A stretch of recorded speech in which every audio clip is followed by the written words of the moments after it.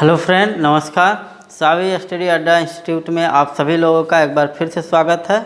और हम लोग टेंस पढ़ रहे हैं और टेंस के अंतर्गत आज का टॉपिक है फ्यूचर कॉन्टिन्यूअस टेंस का इंट्रोगेटिव सेंटेंस। तो आइए फ्यूचर कॉन्टिन्यूअस का इंट्रोगेटिव सेंटेंस के बारे में अध्ययन करें। फ्यूचर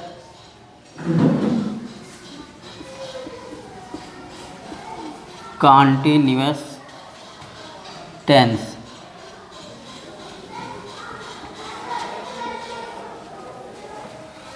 का इंट्रोगेटिव सेंटेंस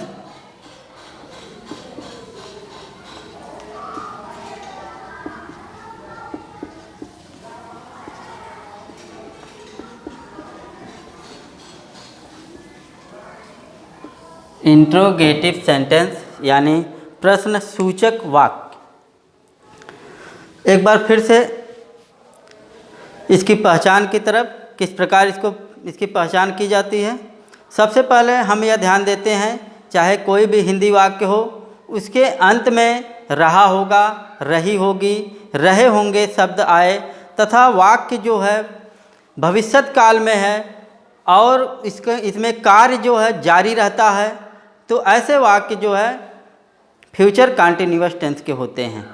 इसकी अफर्मेटिव और नेगेटिव में आप लोग पढ़े हैं। इसके रूल के बारे में आई और वी कर्ता के साथ सहायक क्रिया शैल बी का प्रयोग करते हैं, बाकी सभी कर्ताओं के साथ विल बी का प्रयोग किया जाता है। तो इंट्रोगेटिव में आइए देखते हैं क्या नियम है।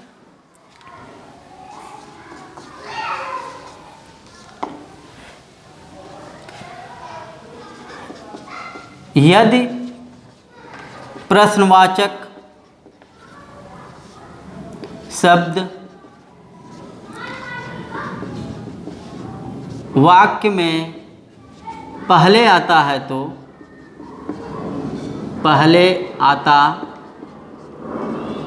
है तो उसकी अंग्रेजी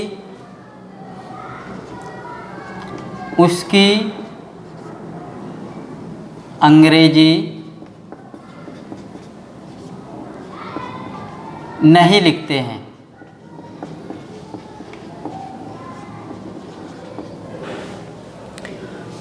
यदि प्रश्नवाचक शब्द वाक्य में पहले आता है तो उसकी अंग्रेजी नहीं लिखते हैं, उसके बदले में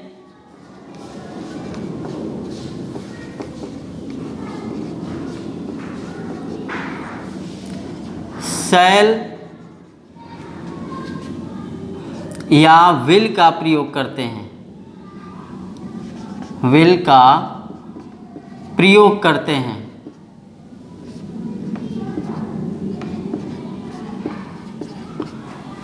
उसके बाद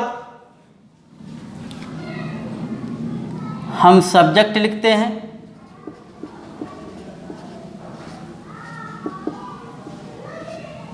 उसके बाद सब्जेक्ट यानी कर्ता,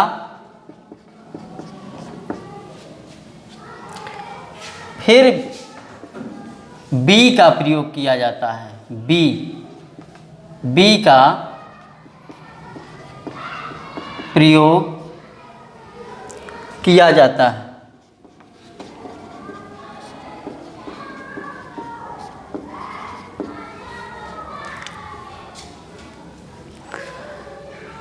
इसमें भी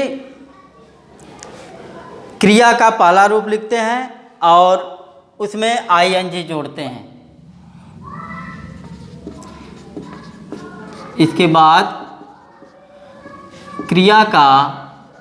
क्रिया यानी मेन वर्ब का पहला रूप लिखते हैं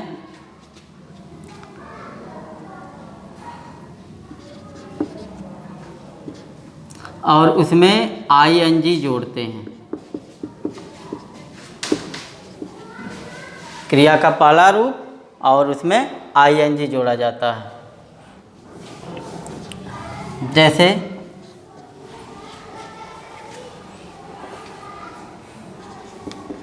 क्या वे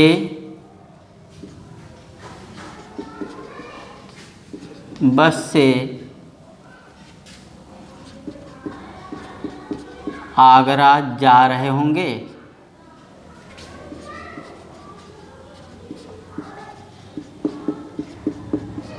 जा रहे होंगे। इसमें प्रश्नवाचक शब्द क्या शब्द पहले आया है, तो इसकी अंग्रेजी हम नहीं लिखते हैं, इसके बदले में शैल या विल सब्जेक्ट के अनुसार लिखा जाता है। तो सब्जेक्ट क्या है इसमें, वे, यानी कि प्लूरल नंबर का सब्जेक्ट है, तो इसके अनुसार हम शैल या विल का प्रयोग करते हैं। तो सबसे पहले लिखेंगे विल, क्योंकि प्लूरल नंबर के सब्जेक्ट के साथ हो, चाहे सिंगुलर नंबर सब्जेक्ट हो, सभी कर्ताओं के साथ विल का प्रयोग होता है, केवल आई और वी सब्जेक्ट को छोड़कर। तो सबसे पहले विल, फिर इसके बाद सब्जेक्ट यानी दे, फिर इसके बाद आप बी का प्रयोग करेंगे, क्योंकि इसमें विल बी और शैल बी का प्रयोग किया जाता था, बी। फिर इसके बाद मेन वर्ब यानी कि गो, और इसमें आईएनजी जोड़ेंगे। इसके बाद ऑब्जेक्ट लिखेंगे, ऑब्जेक्ट है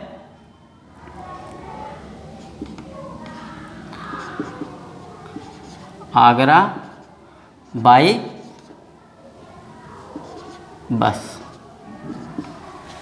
will they be going to Agra by bus. इसका फार्मूला है,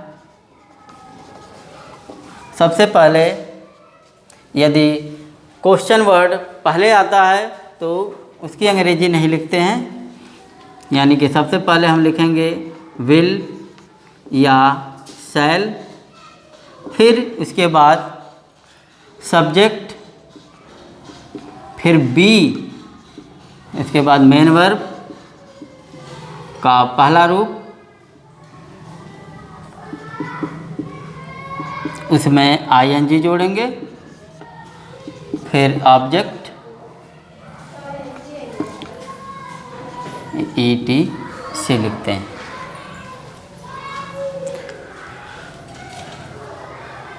जैसे क्या राम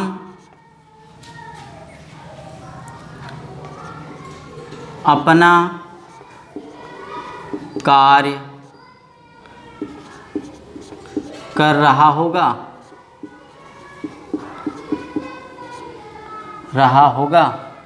तो क्या शब्द इसमें पहले आया है और इसकी अंग्रेजी नहीं लिखते हैं, इसके बदले में हम सब्जेक्ट राम के अनुसार विल का प्रयोग करेंगे, विल, फिर इसके बाद सब्जेक्ट यानी राम, इसके बाद बी लिखते हैं, फिर मेन वर्ब यानी कि करना यानी डू, और इसमें आईएनजी जोड़ेंगे, फिर ऑब्जेक्ट यानी work, his work,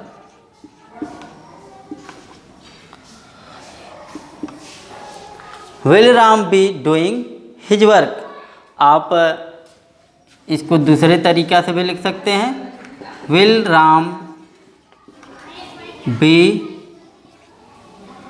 his working, his working, इस प्रकार भी इसको लिखा जा सकता है। इसका दूसरा नियम है, यदि प्रश्नवाचक शब्द वाक्य के बीच में आता है तो उसकी अंग्रेजी हम सबसे पहले लिखते हैं, उसके बाद शैल या विल का प्रयोग करते हैं।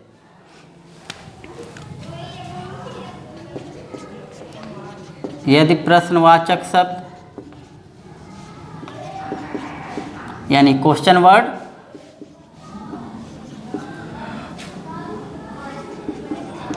वाक्य के बीच में आता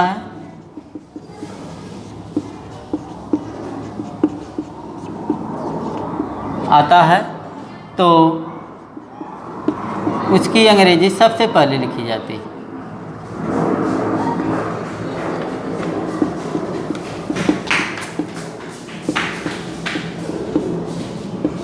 पहले लिखते हैं। प्रश्नवाचक शब्द बीच में आने पर इसकी अंग्रेजी सबसे पहले लिखते हैं, उसके बाद शैल या विल का प्रयोग करते हैं कर्ता के अनुसार, फिर सब्जेक्ट लिखते हैं, फिर सब्जेक्ट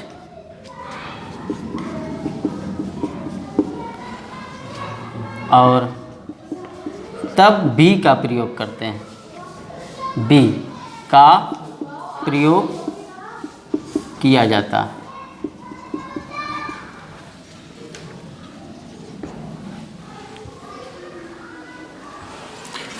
जैसे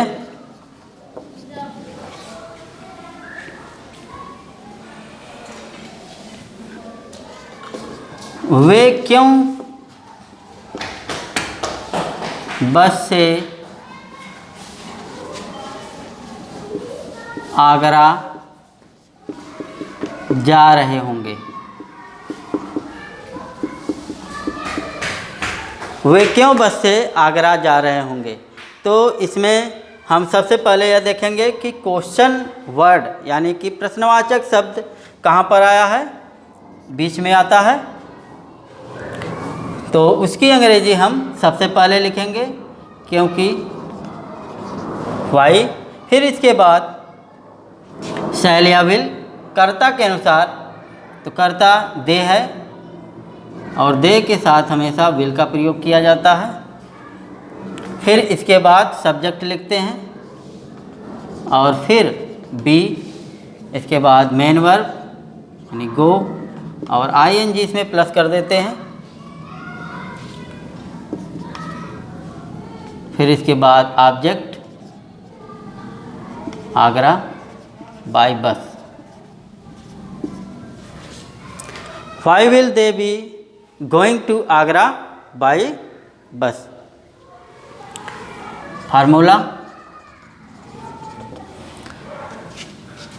क्वेश्चन वर्ड अगर बीच में आता है तो सबसे पहले क्वेश्चन वर्ड लिखते हैं, क्वेश्चन वर्ड प्लस शैल या विल, शैल या will plus subject plus be, इसके बाद मेन वर्ब का पहला रूप, फिर उसमें आईएनजी प्लस कर देते हैं, उसके बाद ऑब्जेक्ट, फिर ईटीसी। एक और है जैसे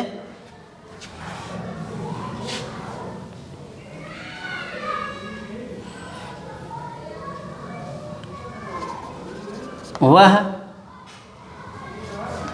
क्यों अपना कार्य कर रहा होगा।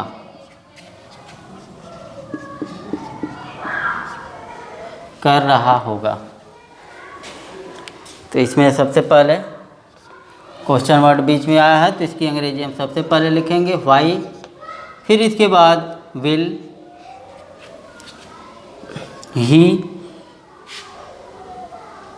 फिर मेन वर्ब का फर्स्ट फॉर्म और उसमें आईएनजी जोड़ेंगे,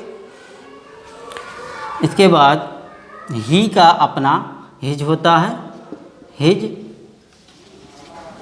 work. Why will he be doing his work। क्योंकि सब्जेक्ट के बाद हमेशा बी का प्रयोग किया जाता है, बी का प्रयोग हमेशा सब्जेक्ट के बाद ही किया जाता है। इसके कुछ और रूल हैं जिसमें अक्सर लोग फॉल्ट करते हैं।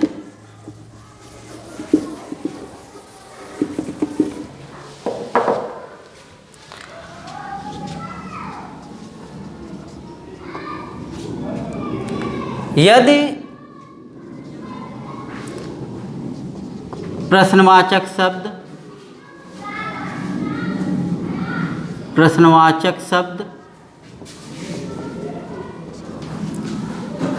How many, how much, whose, which आए तो हाउ मैनी,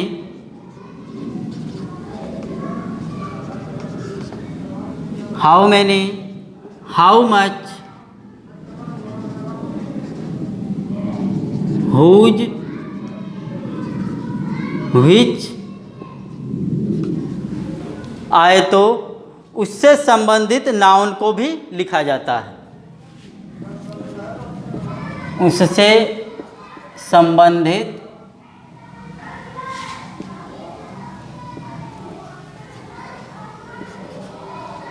नाउन का भी प्रयोग करते हैं। उससे संबंधित नाउन का भी प्रयोग करते हैं। जैसे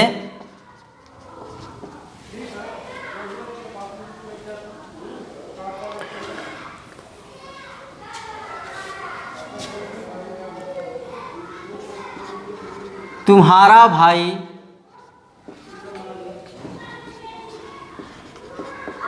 कौन सी गाय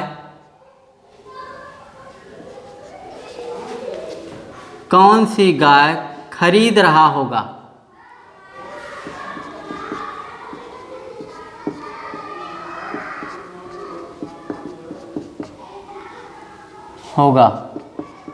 तुम्हारा भाई कौन सी गाय खरीद रहा होगा। तो इसमें हम सबसे पहले यह ध्यान देंगे कि कौन सी, यानी कि क्वेश्चन वर्ड विच आया है, तो इसकी अंग्रेजी हम सबसे पहले लिखते हैं how many, how much, whose, which. अगर यह चाहे बीच में आए चाहे पहले आए, इसको हम सबसे पहले ही लिखते हैं। तो कौन सी की अंग्रेजी हम सबसे पहले लिखेंगे विच, सबसे पहले विच। फिर इसके बाद उससे संबंधित नाउन यानी काऊ, विच काऊ।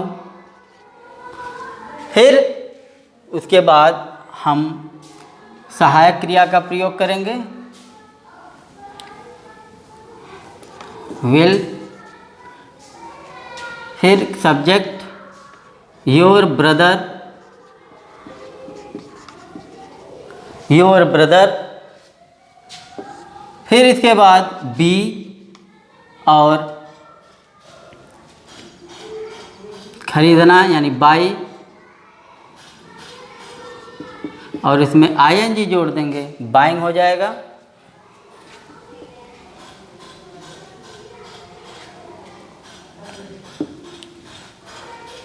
विच cow will your brother be buying, which cow will your brother be buying. तो इस प्रकार जो है इसका हम अनुवाद करेंगे। एक अलग इसके अलावा एक और रूल है,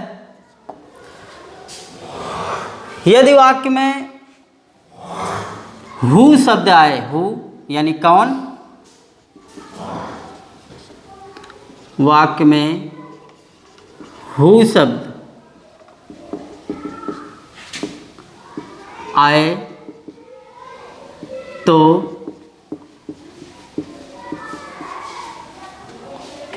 उसकी अंग्रेजी हम सबसे पहले लिखते हैं,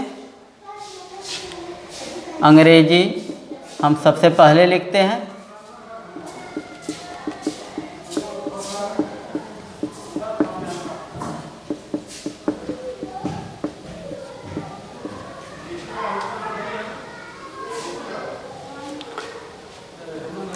और हु के साथ हमेशा अफर्मेटिव का रूल होता है। हु के साथ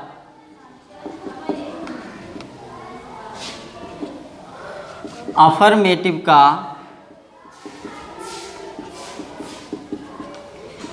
का नियम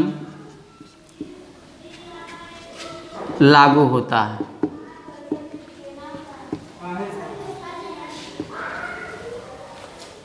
जैसे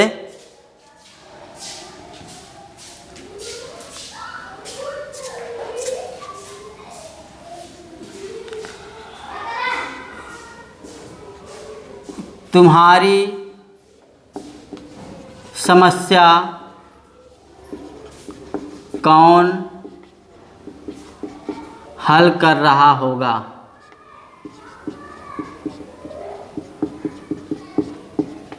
तुम्हारी समस्या कौन हल कर रहा होगा। तो हम इसमें सबसे पहले हु की अंग्रेजी लिखेंगे। हु कौन की अंग्रेजी है, हु। फिर इसके बाद आप लोग अफर्मेटिव में सब्जेक्ट के बाद सहायक क्रिया शैल या विल का प्रयोग करते थे, तो इसके साथ भी शैल या विल, हु के साथ विल का प्रयोग होता है। Who will be, who will be.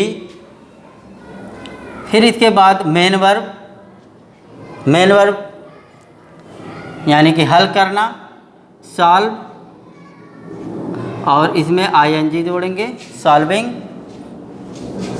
Your problem.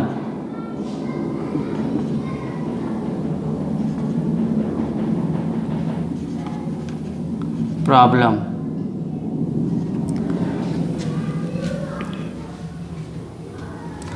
तो हु के साथ हमेशा अफर्मेटिव का रूल होता है। और अगर वाक्य में निगेटिव शब्द आ जाए तो, यानी कि इंट्रोगेटिव में निगेटिव यानी नकारात्मक, निषेधात्मक शब्द आता है तो निगेटिव, इंट्रोगेटिव निगेटिव,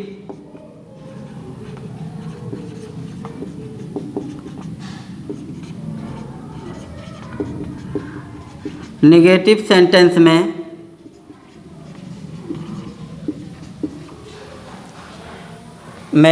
हमेशा हमेशा सब्जेक्ट के बाद नॉट का प्रयोग करते हैं। नॉट का प्रयोग करते हैं। जैसे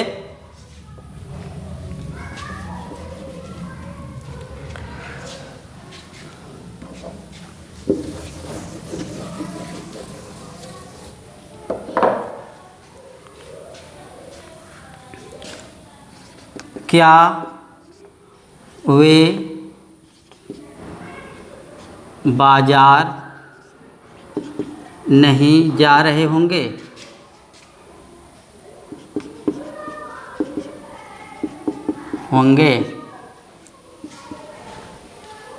क्या वे बाजार नहीं जा रहे होंगे। इसमें इंट्रोगेटिव भी है और निगेटिव भी है, तो हम क्या करते हैं, इंट्रोगेटिव वाला रूल वही रहता है, सिर्फ जो है सब्जेक्ट के बाद जो है नॉट का प्रयोग करते हैं। Will they not B, not subject के बाद तुरंत नॉट का प्रयोग करते हैं, उसके बाद be. Will they not be going to market, market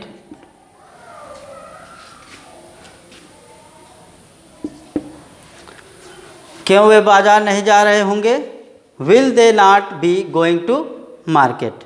तो इस प्रकार से हम लोग फ्यूचर कॉन्टिन्यूअस का इंट्रोगेटिव्स को हम लोग सॉल्व करते हैं।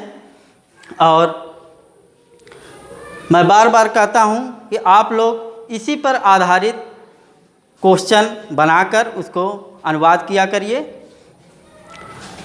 और आज के दिन बस इतना ही। कल मिलते हैं नेक्स्ट टॉपिक के साथ। तब तक के लिए धन्यवाद।